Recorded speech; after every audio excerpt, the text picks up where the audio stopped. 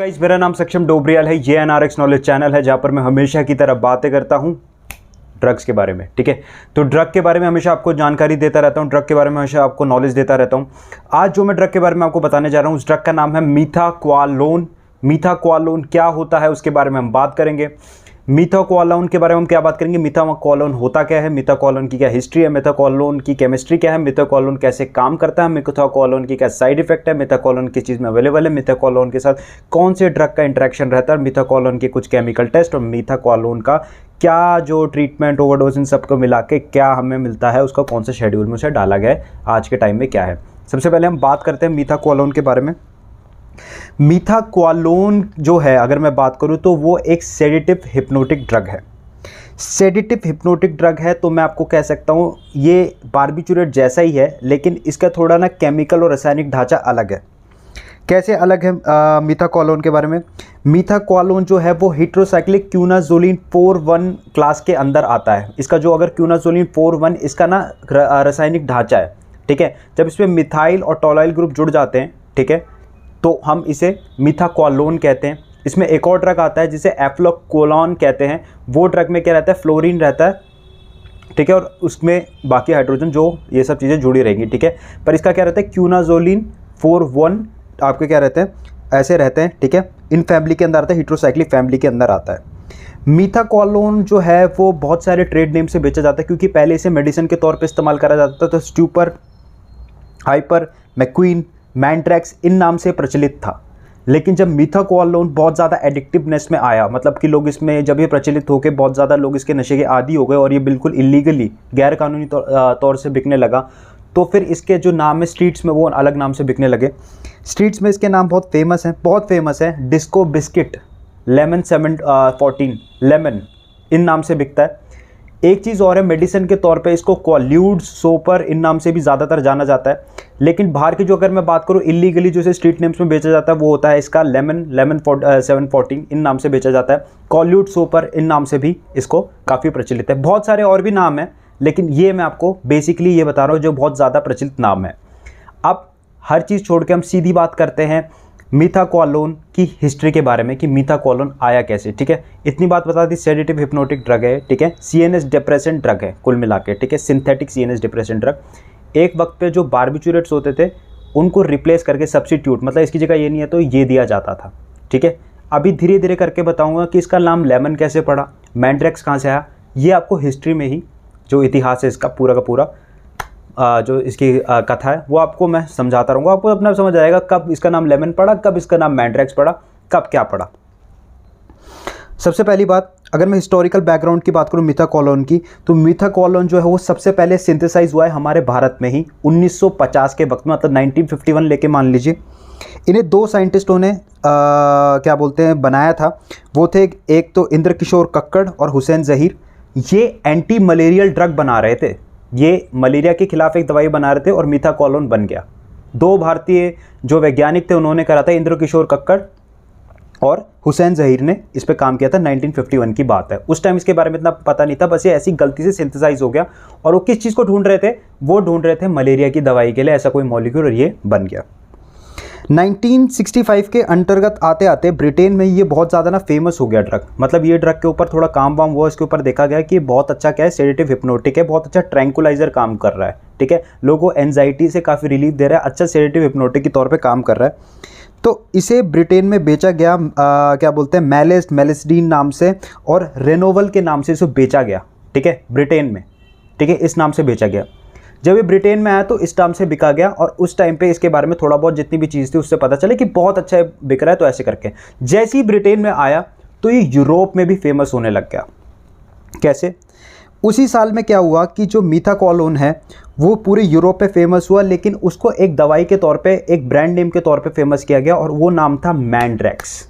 और जो मैंड्रैक्स नाम की दवाई थी, इसमें मीथाक्वालोन तो रहता ही रहता था, साथ ही साथ इसमें एक एंटीहिस्टामिन ड्रग डाला जाता था। वो सिट्रजिन भी हो सकता है, वो डाइफेनाइहेड्रामिन जिसको बेनेड्रिल कहते हैं, उसके साथ कॉम्बिनेशन में दिया जाता था। और बहुत ही अच्छी इसकी सेलिंग हुई थी उस टाइम पे, बहुत ज़्यादा बिके जा रहा था, बहुत अच्छा स्लीपिंग आप कह सकते हैं इंड्यूसर था, ट्रैंकुलाइजर था, बहुत अच्छा सेडेटिव हिप्नोटिक सीएनएस डिप्रेसेंट था। उस टाइम पे इसके ना इफेक्ट इतने ज़्यादा शो नहीं हुए थे कि क्या इसके साइड इफेक्ट आ सकते हैं, वो मैं आपको आगे बताऊंगा। पर उस टाइम पे काफ़ी बिके जा रहा था और इतनी ज़्यादा इस पर रिसर्च नहीं हुई थी, तो बोल रहे थे चलो काम चलाते हैं, होने दो। अच्छा ठीक है, ये जो मिथाकोलोन है ये जैसे सप्लाई होने लगे, ऐसी ऐसी चीज़ें होने लगी, तो इसको क्या हुआ कि रोसल लेबोरेटरीज ने मैंड्रेक्स के नाम से ऐसे ऐसे करा। यूएस में भी ये बहुत पॉपुलर होना स्टार्ट हुआ, ठीक है, फिर से यूनाइटेड स्टेट्स में ये बहुत ज़्यादा पॉपुलर होना स्टार्ट हुआ। फिर से मैं इन द सेंस कह रहा हूँ कि धीरे धीरे करके यूएस ने भी इस पर अपना ब्रांडिंग अपना बनाना स्टार्ट कर दिया पूरा का पूरा, और इसको ना क्वाल्यूड के नाम से बेचा गया। तो आ गया शायद मैंड्रेक्स, क्वाल्यूड कहाँ से आ रहे हैं, इसको यूरोप में क्वाल्यूड, यूएस में इसे क्या बोलते हैं, यूएस में से क्वाल्यूड और मैंड्रेक्स इसे यूरोप में बेचा जा रहा है, ठीक है। इतनी चीज़ें हुई। उसके बाद क्वाल्यूड जो नाम है वो दो शब्दों को मिला के आता है, जिसका मतलब होता है क्वाइट इंटरल्यूड, ठीक है। तो क्वाल्यूड, ल्यूड्स, इन नाम से इसे बेचा जाने लग गया, ठीक है। इसको क्या बोलते हैं, इसमें रोसल लेबोरेटरीज थी और रोसल लेबोरेटरीज ने क्या काम किया था, इसे सैनफोय एवेंटिस, अब उस टाइम अब के मुकाबले उसका नाम है, उसने इसको बाय कर लिया था रोसल लेबोरेटरीज को, उस टाइम पे ऐसे करके रह रहा था, ठीक है। देन रॉरर जो एक साइंटिस्ट है, मतलब जो उसमें सैनफोय एवेंटिस के, उन्होंने इसको लेमन फार्मास्यूटिकल्स को बेचा, और लेमन फार्मास्यूटिकल्स ने जैसे ही इसके राइट्स खरीद ले, इसकी जितने भी पूरी की जो एक तरह से कह सकते हैं ना, राइट कह सकते हैं, इस पूरी फार्मास्यूटिक कैसे बनाते हैं क्या रहता है, वो इसने खरीद ले। लेमन ने इसकी जो टैबलेट्स आती थी येलो कलर में, ग्रीन कलर में, येलोइश ग्रीन कलर में, उस पर 714 प्रिंट करना स्टार्ट कर दिया। तो इनका नाम लेमन 714 से भी ये प्रचलित होना शुरू हो गए, ठीक है। तो मैंने आपको बताया कि कैसे मैंड्रेक्स आया, कैसे क्वाल्यूड आया और कैसे लेमन 714 नाम पड़े, और मैंने आपके इसके ट्रेड नेम और इसकी जो स्ट्रीट में इसको इलीगली बेचा जाता है वो इन्हीं नामों से बेचा जाता है, कैसे कैसे है ये मैंने आपको समझा दिया। अच्छा, उसके बाद लेमन फार्मास्यूटिकल्स में जब इसे लेमन 714 पे बेचा गया तो क्वाल्यूड के ना बहुत ज़्यादा साइड इफेक्ट दिखने लग गए।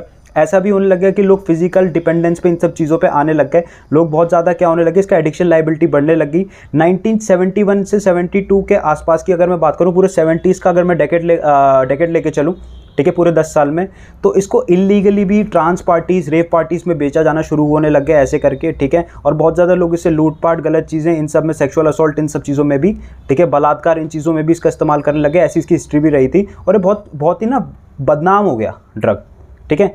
तो फार्मास्यूटिकल कंपनीज़ ने क्या करा, एक मेनिकिन ऐसी कुछ नाम से, मैक्यून ऐसी कुछ नाम से ड्रग फिर से निकाला, और यही वो ड्रग था, इसमें सॉल्ट मिथाकोलोन था, और उसको बेचना शुरू किया ताकि जो डॉक्टर्स हैं उन्हें पता ना चले और वो उसको बेचना तब भी जारी रखें, ठीक है। क्योंकि ये वाला जो ड्रग था तुम्हारा लेमन, इससे तो पूरा बदनाम हो ही चुका था, तो उसी का सॉल्ट नेम लगा के दूसरा ब्रांड बना के उससे इसको बेचना स्टार्ट किया। ऐसे करते करते धीरे धीरे करके ये चीज़ भी फेल होने लग गई, और आखिरी में क्या हुआ कि 1980s, मतलब 80s का जब देखा 1985 आने लग गया, तो इस ड्रग पे क्या बहुत ज़्यादा प्रतिबंध लगाना पड़ा, क्योंकि इस ड्रग से लोगों को मेंटल और फिजिकल डिपेंडेंस बहुत ज़्यादा होने लग गई, लोग पागल होने लग गए, लोगों को दिक्कतें आना स्टार्ट हो गई, ये इलीगली बहुत ज़्यादा बिकने लग गया, बहुत ज़्यादा एब्यूज़ होने लगे, बहुत ज़्यादा सुसाइड, बहुत ज़्यादा डेथ, बहुत ज़्यादा लोगों ने इस ड्रग को करके कार वार ठोकना, एक्सीडेंट, इन सबको बहुत ज़्यादा चीज़ें होने लग गई, एक्सेट्रा एक्सेट्रा। तो 1985 के मैं दौर पर मान सकता हूँ इस पर प्रतिबंध लगा दिया गया, ठीक है। अब ज़रा हम आपको इतनी बात समझ आ गई होगी कि मैंने एक बताया क्वाल्यूड का मैंड्रेक्स कैसे है, ऐसे ऐसे करके मैंने आपको समझा दिया, ठीक है, मिथाकोलोन के बारे में। अब मिथाकोलोन के बारे में थोड़ा हम उसका रासायनिक ढांचा कैसा होता है चीज़ दिखने में जानते हैं इस चीज़ के बारे में। मिथाकोलोन जो है वो 2-मिथाइल-3-टोलाइल 4-क्यूनाजोलिन रहता है, ठीक है। वैसे तो क्यूनाजोलिन जो डेरिवेटिव्स होते हैं येलो कलर के होते हैं, ठीक है, पर ये क्यूनाजोलिन का जो अगर डेरिवेटिव में मिथाकोलोन बोलूँ तो ये सफ़ेद रंग का क्रिस्टलाइन क्रिस्टलाइन रहता है, बिल्कुल ही, और जैसे नहीं होता बिल्कुल कांच जैसा, वैसा होता है, ठीक है। दूसरी बात ये है कि ऑर्डरलेस होते हैं और ये बिल्कुल ही कड़वे होते हैं टेस्ट में, ठीक है। इतनी बात मैंने आपको बता दी।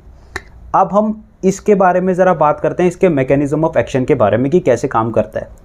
मिथाकोलोन बिल्कुल गाबा रिसेप्टर पे काम करता है, गाबा के भी सब यूनिट गाबा ए रिसेप्टर पे काम करते हैं, जहाँ पर बेंजोडाइस्पिन और अल्कोहल काम करती है। इसका थोड़ा फंक्शन ये है कि थोड़ा पहले एक्साइटरी इफेक्ट देता है, फिर उसके बाद ये इनिबिटरी रिस्पॉन्स देना शुरू कर देता है उसी को मिमिक करके, और फिर जो पेशेंट होता है, जो भी इसको कोई खाता है या फिर कुछ होता है, उसको बहुत ही अच्छा फील होने लग जाता है, उसको थोड़ा यूफोरिया भी फील होता है, थोड़ा एनर्जेटिक भी फील होता है कि ऐसे करके, फिर धीरे धीरे करके उसके डिप्रेसेंट इफेक्ट आना शुरू हो जाता है, और इससे थोड़ा ऐसा भी लग जाता है जो इंसान इसको करता है उसको लगता है कि मैं बहुत ही अच्छा सोशल वेलबींग, लोगों से बातचीत कर सकता हूँ, ऐसे ऐसे करके उसका दिमाग हल्का, जैसे वही होता है यार शराब पी के जब बड़बड़ाते हैं या फिर कुछ ऐसे ड्रग जो गावा के हम बोलें तो उनसे करके इंसान बड़बड़ाता है, वैसी इसमें चीज़ होता है, बोलने लग जाता है, ठीक है, ऐसे रहता है। अब इसको शरीर के अंदर क्या होता है कि लिवर के अंदर मेटाबोलाइज होता है और यूरिन से अनचेंज फॉर्म में निकल जाता है, ठीक है। और ये जो आपका क्या बोलते हैं रहता है, इसके अंदर मैं ये बताना चाह रहा हूँ कि जैसे ही शरीर के अंदर जाता है तो अगर कोई इसका डोज लेता है तो 1 से 2 घंटे के अंदर ये शरीर में खून में पहुँच जाता है और 4 से 8 घंटे के बीच शरीर के अंदर रहता है और डिपेंड करता है डोज टू डोज भी, ठीक है। टैबलेट कैप्सूल पाउडर में अवेलेबल ज़्यादा मिलता है, ठीक है, और भी चीज़ में आता होगा पर टैबलेट कैप्सूल पाउडर फॉर्म में ज़्यादा अवेलेबल रहता है, ठीक है।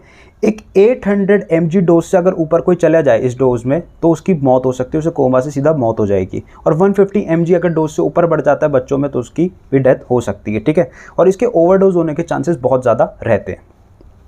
अच्छा, ठीक है, इसके इफेक्ट्स क्या रहते हैं? सबसे पहले इंसान को अच्छा लगना स्टार्ट होता है, एनर्जेटिक थोड़ा सा फील होता है, स्टिमुलेंट इफेक्ट होता है, फिर डिप्रेशन होता है, फिर धीरे धीरे शांत होता है, फिर उसको अजीब ऐसा लगने लग जाता है कि सब ठीक है, बहुत रिलीफ मिलना स्टार्ट हो जाता है, उसको सब अच्छा लगता है, हेल्यूसिनेशन भी होने लग जाती है, भ्रम भी होने लग जाता है, ऐसी ऐसी उसको चीज़ें होती हैं, ठीक है। और वो काफ़ी अच्छा फील करने लग जाता है।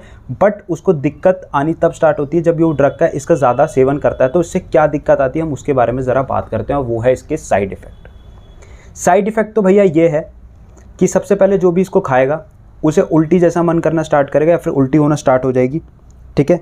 उसको स्टमक में क्रैम्प पड़ सकते हैं, डायरिया होना स्टार्ट हो जाएगा। उसकी बोलने का जैसे वो बात करेगा तो स्लर्ड स्पीच होगी, मतलब कि पूरी तरीके से बोल नहीं पाएगा ढंग से। इचिंग रहेगी, खुजली करेगा, थकान सी रहेगी पूरे शरीर के अंदर, स्किन में रैश रहेंगे, एकदम से कन्फ्यूजन की स्टेट भी रहेगी, चीज़ें भूलने लग जाएगा। ये इसके बहुत ज़्यादा साइड इफेक्ट है जो इसका बहुत ज़्यादा यूज़ करते हैं। कुछ सीवियर साइड इफेक्ट की अगर मैं बात करूँ तो वो सीवियर साइड इफेक्ट इसके अंदर ये हैं कि इरेक्टाइल डिस्फंक्शन होने के चांसेस हैं। मतलब कि क्या होगा कि जो इंसान होगा उसे चरम सुख लेने में दिक्कत होगी, ऑर्गेज़म बहुत डिले हो जाएगा, ऐसी चीज़ें होंगी, ठीक है।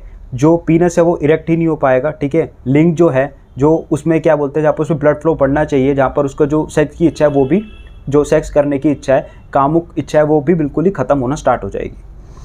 वॉमिटिंग जो है, वॉमिटिंग इसमें एक और चीज़ की दिक्कत है कि इंसान को उल्टी जैसा मन होता है, उल्टी आती है। सबसे बड़ी दिक्कत है किसी ने इसका अगर बहुत ज़्यादा हाई डोज ले लिया तो पहले तो नींद में जाएगा और इसकी जो उल्टी है ना वो आपके क्या बोलते हैं आपकी सांस लेने की नली में ही फंस सकती है, ठीक है। और इससे बहुत ज़्यादा दिक्कत आने से रेस्पिरेटरी डिप्रेशन से जो उल्टी फंस के आपको ना चोक होके, मतलब कि आपको ऐसे कि मतलब जैसे कोई दबा रहा हो, सांस लेने में दिक्कत होगी और इससे भी मौत हो सकती है। ये इसके बहुत सीवियर साइड इफेक्ट है अगर मैं बात बोलूँ तो।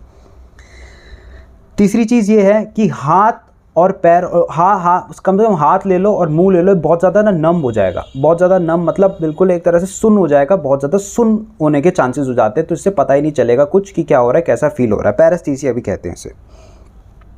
मेंटल और फिजिकल डिपेंडेंस इससे होती रहती है। दिमाग में क्या रहता है कि बहुत ज़्यादा इसका मेंटली डिपेंडेंस होता है, फिजिकल डिपेंडेंस भी बहुत ज़्यादा होता है और उसके एडिक्ट बहुत ज़्यादा जल्दी लोग हो जाते हैं, ठीक है। उसके बाद क्या है, एक और चीज़ भी ये भी देखी जाती है, जो लोग इसका बहुत ज़्यादा सेवन करते हैं उनके अंदर ना अटैक्सिया की प्रॉब्लम हो जाती है। उनके अंदर जो उनकी मसल मूवमेंट है वो भी नहीं हो पाती, एकदम से कभी ऐसे उनके कंट्रोल में नहीं हाथ मसल और इधर उधर हाथ मार देंगे, इसे वॉल बैंगर फिनोमिना भी कहा जाता है। ऐसा भी चीज़ें होती है, अटैक्सिया की भी चीज़ें आ जाती है, ठीक है।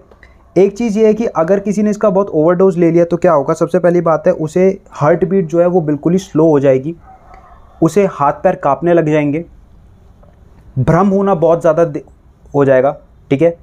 एकदम से अच्छा लग रहा है, एकदम से बुरा लग रहा है, ये चीज़ होगी। मिर्गी आना शुरू हो जाएगी और दिक्कतें ऐसी ऐसी स्टार्ट होंगी। ये चीज़ की सेम चीज़ भी तब भी होगी जब और सीधा कोमा से उसकी डेथ हो जाएगी। अगर ये ड्रग किसी, अगर अब मैं इसमें बात करता हूँ कि अगर किसी को इसका ओवरडोज है या फिर उसने बहुत ज़्यादा इसका एडिक्शन में प्रॉब्लम है तो उसमें क्या होगा, सेम चीज़ें ही होंगी। हार्ट बीट स्लो हो रही है, हाथ पैर काँप रहे हैं ड्रग ना मिलने पे, और ये 24 घंटे के अंदर हो जाएगा। जो उसका एडिक्ट होगा, जो उसका ड्रग नहीं मिलेगा तो उसको ऐसा होना स्टार्ट हो जाएगा, हाथ पैर काँपेंगे, हार्ट बीट लो हो जाएगी, ठीक है, सांस लेने में दिक्कत, अजीब सा लगेगा, हेल्यूसिनेशन होगी, भ्रम होगा, कभी इधर उधर सोचेगा, पागल हो जाएगा, कभी हाथ दे के मारेगा, पागल सा अजीब सा हो जाएगा, ठीक है। कभी अच्छा लगेगा, बुरा लगेगा, नींद नहीं आएगी, ठीक है, या कभी बिन टाइम नींद आ रही है, ऐसी ऐसी चीज़ें होना शुरू हो जाएंगी उसके साथ, ठीक है। इसका ट्रीटमेंट क्या है, ट्रीटमेंट ये रहता है, अगर कोई आप ऐसे सेडेटिव हिप्नोटिक मिथाकोलोन पे हो तो आप साइकेट्रिस्ट को दिखाओ, वो आपको कोई दूसरा ड्रग स्विच करेगा ताकि वो जो ड्रग है, जो इस ड्रग ने बिल्कुल ही आपकी बॉडी में कुछ भी आपका पूरा सिस्टम ऊपर नीचे करा है तो उसको ठीक करेगा एज अ सब्स्टिट्यूट के तौर पे। देन इस पर बिल्कुल ही क्या होती है कि बिहेवियर कॉग्निटिव थेरेपीज़ होती हैं, ठीक है। आपके साथ क्या रहेगा कि अच्छे स्वभाव ऐसे करके पूरा की रहेगा कि सब सही है, ऐसे करके पॉजिटिव आपको दिमाग रहे, ऐसे ऐसे करके चीज़ें रहेंगी। पर ऐसा अगर कुछ भी होता है तो साइकेट्रिस्ट को दिखाएं, वो ऐसी आपको चीज़ें करेगा पूरा का पूरा। इसमें बहुत सारी थेरेपीज़ चलती हैं, बट साइकेट्रिस्ट को दिखाएं अगर कोई इस ड्रग का अब्यूज़ करता है तो, ठीक है। और कुछ बातें जो मैं आपको बता देता हूँ, इसके केमिकल टेस्ट के बारे में ज़रा बात करते हैं। इसके केमिकल टेस्ट, इसे कैसे पहचाना जाएगा। अगर कोई इंसान मिथाकोलोन को सेवन कर लेता है तो उसे 72 आवर्स, अगर मैं बात बोलूँ, ठीक है, 72 घंटे ऐसी कुछ कहते हैं उसमें, तो उसकी यूरिन से एनालाइज हो जाएगा gas chromatography, thin layer chromatography की मेथड से, ठीक है। एक और टेस्ट होता है इसके अंदर, कोबाल्ट थायोसाइनेट का टेस्ट होता है, जिसके अंदर क्या रहता है, आपका कुछ परसेंटेज मतलब 10% या 16% के बाद HCl मिलाया जाता है और एक सॉल्यूशन में रखा जाता है, और बी पार्ट में आपका ना कोबाल्ट सॉल्यूशन रखा जाता है पानी के अंदर। तो जो कोई टेस्ट सॉल्यूशन है, जैसे कि मतलब जो आपका मिथाकोलोन का पाउडर है या पाउडर है मान लो, तो उस पर क्या करेंगे, आपका 10% HCl सॉल्यूशन की ड्रॉप डालेंगे, उसके बाद कोबाल्ट थायोसाइनेट, कोबाल्ट का वो जो है थायोसाइनेट वाटर में जो वो है वो डालेंगे। तो इससे क्या होगा, वो जो कलर होगा ना उस पाउडर का, वो अगर ब्लू हो जा रहा है, ठीक है, तो इसका मतलब है कि मिथाकोलोन का जो टेस्ट है वो पास हो गया है और ये मिथाकोलोन है ड्रग और ये पॉजिटिव टेस्ट दे रहा है। एक और टेस्ट होता है, उसे फिशर मॉरिस टेस्ट कहते हैं। फिशर मॉरिस टेस्ट जो होता है उसके अंदर फॉर्मिक एसिड 88% में एक सॉल्यूशन में रहता है और 5% में सोडियम नाइट्राइट रखते हैं, ठीक है। अब इसके अंदर क्या है कि जो ए सॉल्यूशन में फॉर्मिक एसिड है 88%, उसकी 60 ड्रॉप डालेंगे कोई भी पाउडर पे जो भी आपके पास फॉर्म है, और बी पार्ट में जो आपके पास 5% सोडियम नाइट्राइट है उसकी आप क्या डालोगे, कम से कम 5 ड्रॉप डालोगे। उसके बाद जैसे ही 1-2 मिनट के लिए आपको स्टैंड में उसको रख देना है और फिर 15 से 20 ड्रॉप जो होंगी ना उसमें क्लोरोफॉर्म उसमें डालना है, ठीक है। तो क्या होगा, जो टेस्ट ट्यूब पे जो पाउडर सैंपल है वहाँ पर ना येलो कलर की लेयर आ जाएगी क्लोरोफॉर्म की, जो ये दिखाएगी कि ये टेस्ट बिल्कुल ही पॉजिटिव टेस्ट है, ठीक है। ये एक टेस्ट है जिसमें से मैंने आपको बताया कोबाल्ट थायोसाइनेट टेस्ट बताया और फिशर मॉरिस टेस्ट आपको मैंने बताया। ये 2 टेस्ट इसके मैं मान सकता हूँ जो मैंने अभी तक रिसर्च में देखा है, ठीक है। कुछ एडिशनल बातें जो मैं आपको अभी इसके बारे में बताऊंगा वो थोड़ा हम बात कर लेते हैं कि इसको किस शेड्यूल में डाला गया है। 1971 से 1980 तक ये शेड्यूल 2 में काउंट होता था, मतलब कि अंडर फिजिशियन इस ड्रग को प्रिस्क्राइब ऐसे बेचा जाएगा, ये सब चीज़ें होंगी, ये था। आज की डेट में इसको शेड्यूल 1 ड्रग में डाला जाता है। शेड्यूल 1 में वो ड्रग आते हैं जिन ड्रग का कोई मेडिसिनल यूज़ नहीं होता है और बहुत ही हाई चांसेस होते हैं कि इंसान एडिक्ट और इससे ज़्यादा बहुत ज़्यादा एडिक्ट हो जाएगा फिजिकली और मेंटली भी। तो इसे बेचा है, सोल्ड अगर कोई बेच रहा है या किसी के पास बरामद होता है तो उस पर सख्त से सख्त कार्रवाई होगी। और इसका कोई मेडिसिनल यूज़ आज की डेट में नहीं है क्योंकि इसका एडिक्शन लाइबिलिटी बहुत ज़्यादा है, ठीक है। इस चीज़ पे एडिशनल कुछ बातें करते हैं इस चीज़ के ऊपर। ये बहुत फेमस ड्रग ना Wolf of the Wall Street नाम की मूवी में जो लेमन है वही है। ये Wolf of the Wall Street में जो लेमन का अब्यूज़ दिखाया वो मिथाकोलोन के बारे में दिखाया। मिथाकोलोन एक सिंथेटिक अच्छा ट्रैंकुलाइजर इस्तेमाल हो सकता था, बहुत इस्तेमाल भी हुआ सेडेटिव हिप्नोटिक के तौर पे, लेकिन इसका एडिक्शन मतलब इसकी आदत लगना और इसके नशे के आदी होना, उसकी नशे की लत पड़ना बहुत ही कॉमन होने लग गया, तो इस ड्रग को बंद करना पड़ा। दूसरी बात यह है कि बहुत ज़्यादा इसके अब्यूज़ के होने के कारण सेक्सुअल असॉल्ट, कार एक्सीडेंट कर रहे थे लोग, ठीक है, और अपने आप को चोट पहुंचा रहे थे और सुसाइड करने के भी चांसेस हो गए थे, ठीक है। तो इस कारण इस ड्रग को बंद करना पड़ा, ठीक है। और आज की डेट में क्योंकि ये बहुत पुराने टाइम की बात हो रही है, तो आज की डेट में बहुत सारे ऐसे ड्रग्स आ चुके हैं जो इनकी सब्स्टिट्यूट के तौर पे इस्तेमाल होते हैं और जो इनसे काफ़ी ज़्यादा अच्छे भी हैं और जिनकी एडिक्शन लाइबिलिटी मतलब उस ड्रग का आदी होने के चांसेस बहुत ही कम से कम है। तो इस ड्रग के जब बहुत ज़्यादा सब्स्टिट्यूट है ऐसे मार्केट में आने लगे तो इस ड्रग को बंद करना पड़ा। ये बारबिटूरेट का एक बहुत अच्छा सब्स्टिट्यूट शुरुआत में चला, लेकिन उसके बाद सब बंद हो गया। तो खैर ये इस पूरी वीडियो में जो बातें थी वो थी पूरी बातें क्या था मिथाकोलोन ड्रग, उसके बारे में मैंने आपको पूरी सी पूरी जितनी हो सके जानकारी दी। अगली वीडियो में हम शायद कोई और ड्रग के बारे में बात करें, ठीक है। तब तक मेरा नाम सक्षम डोबरियाल है, ये NRX नॉलेज चैनल है। Thank you.